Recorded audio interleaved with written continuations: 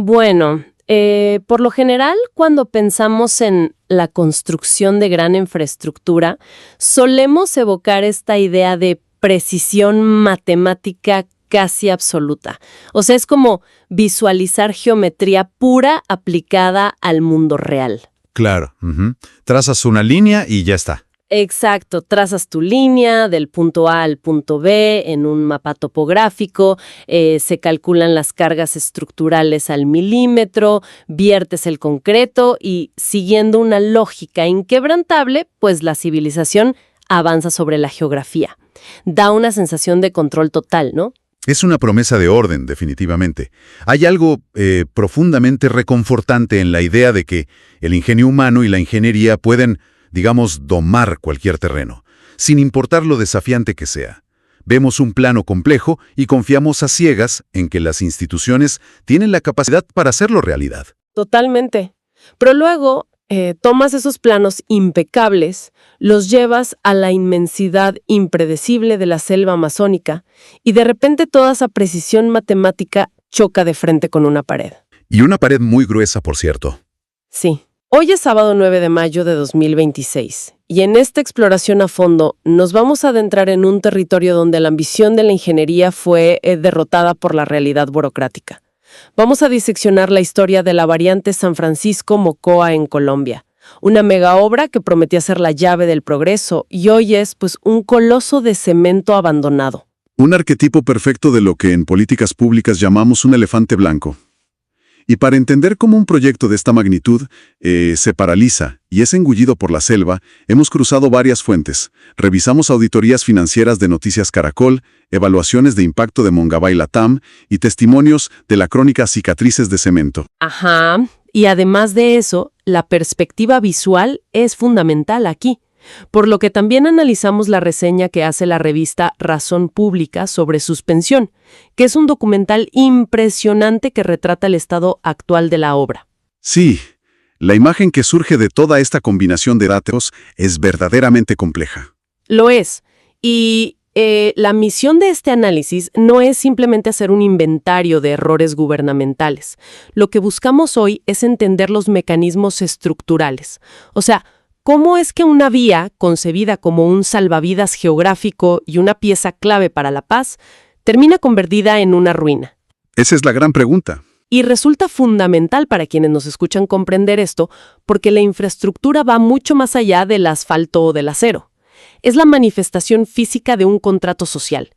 Cuando un puente queda a la mitad, no es solo un puente roto. Es la evidencia material de que el sistema falló. Es una fractura visible en la confianza ciudadana, exactamente. Y para dimensionar el impacto de esa fractura, es imprescindible retroceder al origen. Al por qué se necesitaba. Exacto. Comprender el nivel de urgencia, de verdadera desesperación, que justificó este megaproyecto en primer lugar. Bueno, analicemos esto desde la raíz entonces, porque resulta fascinante y a la vez aterrador pensar que algo tan cotidiano como, no sé, abastecer un comercio local o trasladar a un enfermo al hospital implique apostar la vida en cada curva. Literalmente apostar la vida. ¿Sí? Esa es la realidad ineludible de la ruta original, que conecta los departamentos de Nariño y Putumayo, entre San Francisco y Mocoa. Una vía que se ha ganado a pulso un apelativo terrible, que es el trampolín de la muerte. Las descripciones de las fuentes sobre esta ruta son escalofriantes por su nivel de precariedad. Estamos hablando de un tramo de unos 80 kilómetros sin pavimentar. 80 kilómetros de terracería pura. Sí, es en esencia una herida abierta en la montaña. Lo crítico es que en la mayor parte de su recorrido, la vía tiene apenas 3 metros de ancho. 3 metros, o sea, detengámonos ahí. Un camión de carga estándar mide fácilmente 2,5 metros de ancho. Así es. Y te sobran 50 centímetros. Y esos 3 metros serpentean al borde de acantilados verticales gigantescos, en una región caracterizada por una niebla muy densa y, digamos, un régimen de lluvias torrenciales constantes que convierten la tierra en lodo resbaladizo. ¡Qué pesadilla! La logística de cruzar 2 vehículos en direcciones opuestas es un ejercicio de supervivencia extrema. No es ninguna exageración decir que está clasificada sistemáticamente como una de las carreteras más peligrosas del mundo. Y frente a ese escenario constante de fatalidad, entre los años 2010 y 2011, el Estado plantea una solución que sonaba irrefutable: la variante San Francisco-Mocoa. La promesa era reemplazar esta pesadilla de lodo por una obra de ingeniería moderna, segura, amplia. Una superautopista en comparación. Claro. Pero los documentos muestran que la ambición iba mucho más allá de evitar accidentes de tránsito. El objetivo era integrar comercialmente al Putumayo con el resto del país, activar un motor de desarrollo en una zona que, históricamente, ha sido uno de los epicentros del conflicto armado. Lo fascinante aquí es el concepto subyacente de pacificación geográfica. Si analizamos la justificación sociopolítica de las fuentes, la infraestructura se entendía como una herramienta de intervención estatal. Ajá, o sea, construir paz a través de concreto. Exactamente. El aislamiento extremo es el ecosistema ideal para que prosperen las economías ilegales. Cuando un agricultor campesino produce, digamos, un cultivo legal, pero sacarlo al mercado le cuesta más en transporte que el valor mismo de la cosecha por el estado de las vías, pues las opciones de subsistencia lícita desaparecen. Desaparecen por completo. Espera un momento, porque aquí hay un punto interesante. Entiendo la lógica de que la falta de vías margina a las comunidades y fomenta economías subterráneas. Pero, ¿acaso abrir una carretera de alta velocidad en medio de la selva virgen no funciona también en sentido contrario? ¿En qué sentido? O sea, ¿no le facilita enormemente la logística a los aserraderos ilegales, a la minería no regulada o a los mismos grupos al margen de la ley para mover sus propios recursos? Parece un arma de doble filo bastante afilada. Esa es una excelente observación. Y de hecho, es el núcleo del debate ambiental del que hablaremos más adelante. Tienes razón, la infraestructura por sí sola es agnóstica. Claro, no discrimina a quien la usa. Exacto. Facilita el flujo de lo legal, pero también abarata los costos operativos de lo ilegal si no hay una institucionalidad fuerte que acompañe el asfalto.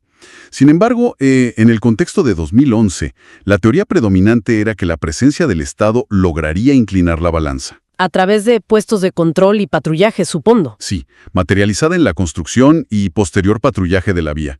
Se veía como el cimiento indispensable para una paz territorial duradera. Era, pues, la visión de un futuro próspero y conectado.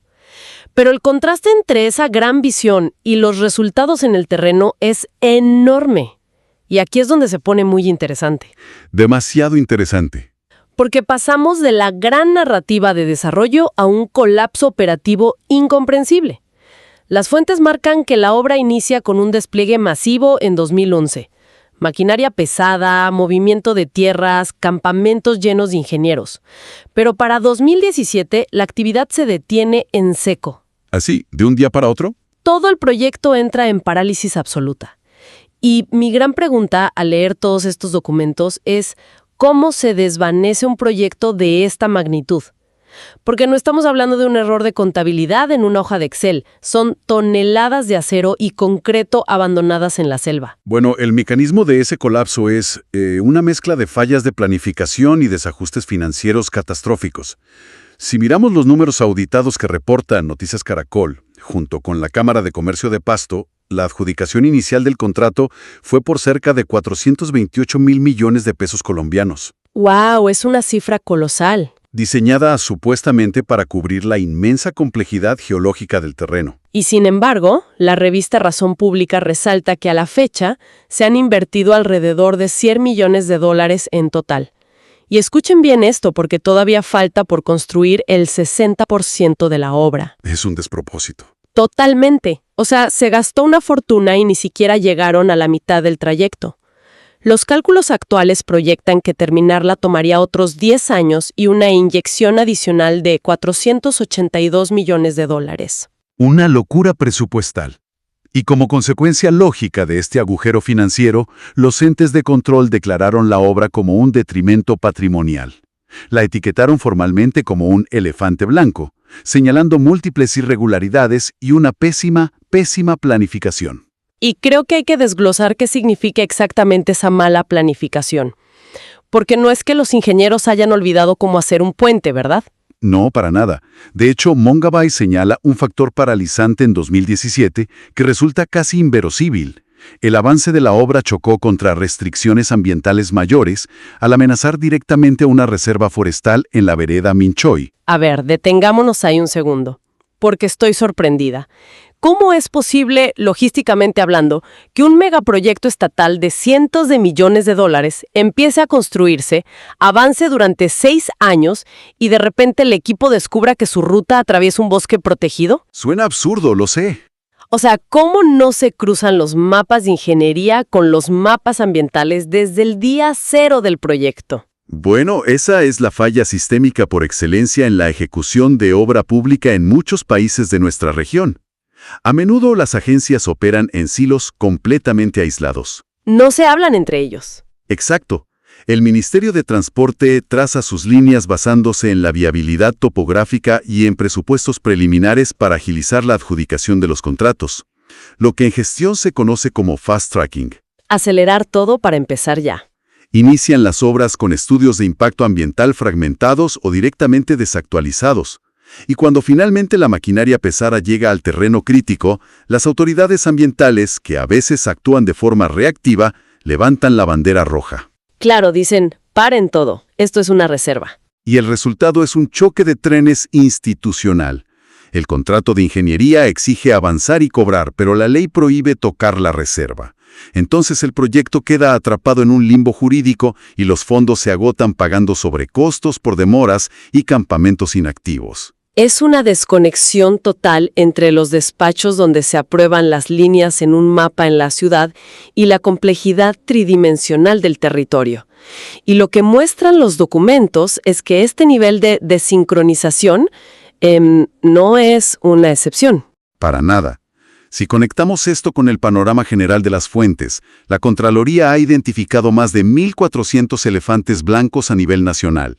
La infraestructura fallida es casi un género arquitectónico en sí mismo a estas alturas. Increíble. Noticias Caracol cita ejemplos paralelos muy ilustrativos. Por ejemplo, el complejo de piscinas olímpicas en Puerto Boyacá. Espera, ¿piscinas olímpicas? 2004, y que hoy en día costaría 10.000 millones terminar. El patrón sugiere que, políticamente, hay muchísimos más incentivos para inaugurar el inicio de una obra y tomarse la foto que para asegurar su viabilidad a largo plazo. Claro, se invierte en la foto de la primera piedra, pero nadie planifica la inauguración de la última. Y cuando los ingenieros finalmente recogen sus cosas, los fondos se congelan y el Estado se retira, ocurre algo que el documental Suspensión de los hermanos Uribe captura de una manera muy vívida. Las imágenes de ese documental son impactantes. Lo son. El presupuesto desaparece, pero la estructura física permanece ahí, inerte. Y la selva no respeta los tiempos burocráticos. La naturaleza y la cultura local empiezan a reclamar y transformar ese espacio de formas completamente inesperadas. Sí, las reseñas de Razón Pública sobre el documental detallan una estética que bordea lo distópico, la verdad. Las cámaras muestran estas columnas ciclópeas de concreto en medio del verde intenso de la Amazonía. Y el clima de la región acelera la degradación rapidísimo. O sea, la selva se lo empieza a tragar. Exacto. El óxido de las varillas expuestas empieza a escurrirse con las lluvias, pintando patrones abstractos sobre los pilares. La maleza y las enredaderas colonizan las juntas de expansión y es común ver ganado pastando o caminando sobre plataformas de asfalto inconclusas a decenas de metros de altura. Hay una descripción específica en las fuentes que condensa todo el fracaso del proyecto para mí. Una araña tejiendo meticulosamente su telaraña entre los tensores de metal de un puente que en teoría debía soportar el tráfico de miles de camiones pesados al día. Es una imagen muy poética y muy triste. Es la naturaleza ignorando por completo la arrogancia de la ingeniería humana. Pero, más allá de la poética de la ruina, lo que resulta sociológicamente fascinante es cómo reacciona la comunidad local. Ante un puente inmenso que literalmente no lleva a ninguna parte, la gente decidió darle un nuevo uso. Hoy en día esa megaobra fallida es una atracción turística local. Es increíble. Es un mecanismo clásico de adaptación, digamos, una resignificación del espacio. La gente habita las ruinas de su propio progreso. Las crónicas relatan cómo las familias van los fines de semana de paseo, se toman fotos, arman picnics ahí arriba. Los jóvenes utilizan las losas de concreto abandonadas para practicar acrobacias extremas en motocicleta. y han rebautizado la estructura simplemente como el Mirador. Es una ironía enorme, ¿no? Demasiado. El monumento a la negligencia administrativa y a la falta de conectividad es ahora el punto de encuentro social por excelencia de la zona. Y para coronar todo este escenario, el documental registra una bandera de Colombia, sucia, desgastada por el clima, ondeando amarrada a las barandas de acero inconclusas. La carga simbólica de esa bandera es inmensa. Representa un Estado que reclama soberanía y hace presencia mediante símbolos patrios, pero que en la práctica es incapaz de ejecutar y proveer los bienes materiales básicos que prometido. Un estado de símbolos, pero no de obros. Exacto. Que la comunidad haga acrobacias allí nos habla de una necesidad de esparcimiento, sí, pero también es una forma de normalizar el absurdo. La vida cotidiana debe continuar incluso si transcurre sobre las ruinas de promesas incumplidas. Muy profunda del tejido social. Hay un testimonio en el documental, que citan varios de los análisis, que captura exactamente esa herida institucional. Creo saber a cuál te refieres. Es un habitante local que ha convivido con la promesa de esta carretera por décadas. Él observa la estructura devorada por la selva, mira a la cámara y sentencia algo como, eso así como va, le pongo otros 100 años para que acaben. Paro las patas yo y la nieta mía y eso queda ahí. Yo no creo en ese poco de mentiras. ¿Qué frase tan dura? Muchísimo. No es solo la queja por una mala vía. Es la declaración de defunción de la credibilidad estatal en esa región. Y ese es el costo intangible más grave de un elefante blanco. Cada pilar abandonado es una prueba diaria, a la vista de todos, de que las instituciones fallaron.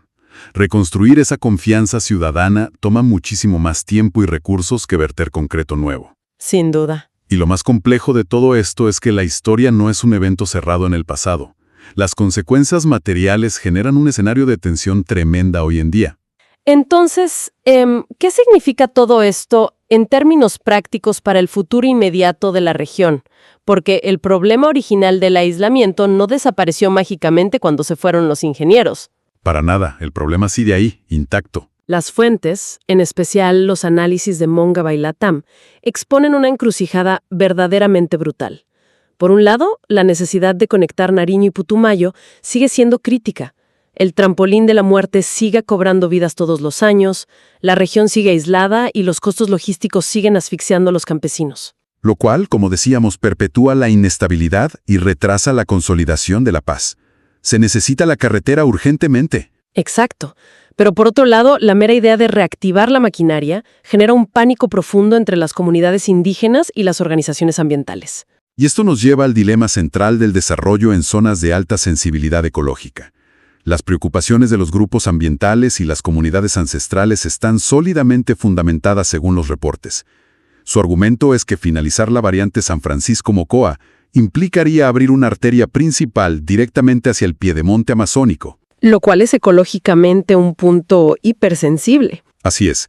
Su temor es que esta infraestructura actúe como un catalizador incontrolable para la deforestación a gran escala, la especulación de tierras y la expansión de megaproyectos extractivos mineros, en territorios que históricamente se han protegido gracias a su aislamiento. O sea, es una analogía cruda, pero para quienes nos escuchan es como intentar realizar una cirugía de corazón abierto a un paciente mientras éste intenta correr un maratón. Qué buena imagen, sí. Por un lado, sabemos que muchos países en desarrollo necesitan modernizar su infraestructura vital para salvar vidas hoy, generar una economía formal y gestionar un posconflicto. Esa es la carrera, el maratón. Ajá, el desarrollo urgente. Pero por otro lado, se les exige, con justa razón, operar con un cuidado quirúrgico extremo para no destruir uno de los biomas más críticos y delicados del planeta, la Amazonía, que regule el clima global. Es la trampa del desarrollo en su máxima expresión. Las posturas son diametralmente opuestas y ambas responden a necesidades de supervivencia básicas. El sector productivo y gran parte de la población civil argumentan que la desidia oficial les ha robado tiempo, desarrollo y seguridad. Que la paz real requiere asfalto, no solo firmas en un papel de acuerdos lejanos. Exactamente. Mientras tanto, los defensores del territorio argumentan que facilitar el acceso sin controles institucionales feroces es, básicamente, garantizar la devastación del patrimonio natural. Y el resultado de ese choque de necesidades es justamente lo que le da nombre al documental: una suspensión. Una parálisis total. No solo están suspendidos los pagos o los contratos de la obra, está suspendida la política pública misma. Ante la incapacidad de resolver cómo equilibrar el desarrollo económico, la seguridad humana y la conservación ambiental sin altos márgenes de corrupción, pues el sistema simplemente se congela. Así es. La variante es un caso de estudio contundente que demuestra que el desarrollo de infraestructura no se trata únicamente de superar desafíos geológicos. Es mucho más que vaciar cemento. Si la ejecución no cuenta con un rigor técnico absoluto, una sincronización transparente entre las autoridades viales y las autoridades ambientales y un respeto profundo por las dinámicas del territorio, las supuestas soluciones terminan generando cicatrices permanentes que agravan los problemas que pretendían resolver en primer lugar. Es un panorama complejo que nos obliga a repensar nuestra relación con el entorno construido. Si recopilamos los hallazgos de todas estas fuentes para nuestra audiencia, empezamos con una necesidad apremiante: escapar de la fatalidad de una ruta precaria y mortal. Pasamos luego por la adjudicación de miles de millones de pesos y una ambición genuina de pacificación territorial. Y luego analizamos cómo la falta de planificación integral y los choques burocráticos ahogaron el proyecto, dejándolo inconcluso y sumando más de $100 millones a la lista de deterimentos patrimoniales. Para terminar observando a una comunidad que, resiliente, transforma esa falla estatal en un espacio turístico, mientras el debate sobre el impacto ambiental mantiene el futuro de toda la región en el limbo. La lección de fondo es que los elefantes blancos no son accidentes meteorológicos inevitables. Son el resultado de mecanismos de planificación y contratación defectuosos. Son monumentos gigantescos a decisiones mal calibradas. Totalmente. Esto invita a una reflexión muy profunda para cualquiera que viva en una sociedad moderna. Al transitar por un viaducto terminado o al usar un sistema de transporte público funcional todos los días, resulta revelador cuestionarse sobre todo el andamiaje invisible que sostiene esa obra. Todo lo que tuvo que salir bien para que exista. Exacto. El nivel de escrutinio público, los debates ambientales superados, las auditorías fiscales necesarias para que esos materiales no terminaran abandonados y oxidados en medio de la nada, la infraestructura que sí funciona es en el fondo un triunfo silencioso de la sincronización institucional. Totalmente de acuerdo. Lo construido refleja lo que somos capaces de acordar, y lo abandonado refleja nuestras fracturas operativas más severas. Así es. Y para culminar este análisis detallado, nos gustaría dejar un último pensamiento abierto sobre la mesa para quienes nos acompañan hoy. A lo largo de esta inmersión mencionamos cómo la obra fallida de la variante Mocoa se ha convertido en un mirador. El famoso mirador. Una plataforma suspendida donde los seres humanos se asoman al vacío, se apoyan en barandas corroídas y contemplan la inmensidad de la selva virgen. Pero al visualizar esa escena, cabe preguntarse, ¿cuándo el ser humano mira a la selva desde esa ruina de cemento? ¿Qué es lo que ve la selva cuando nos devuelve la mirada? ¡Qué buena pregunta! ¿Percibe simplemente un error temporal? ¿Una estructura frágil que sus raíces y enredaderas terminarán de pulverizar y borrar por completo en los próximos 100 años? ¿O ve acaso la cicatriz permanente de una civilización que en su afán desesperado de progreso jamás entendió cómo convivir con ella? Gracias por acompañarnos en esta inmersión profunda. Hasta la próxima.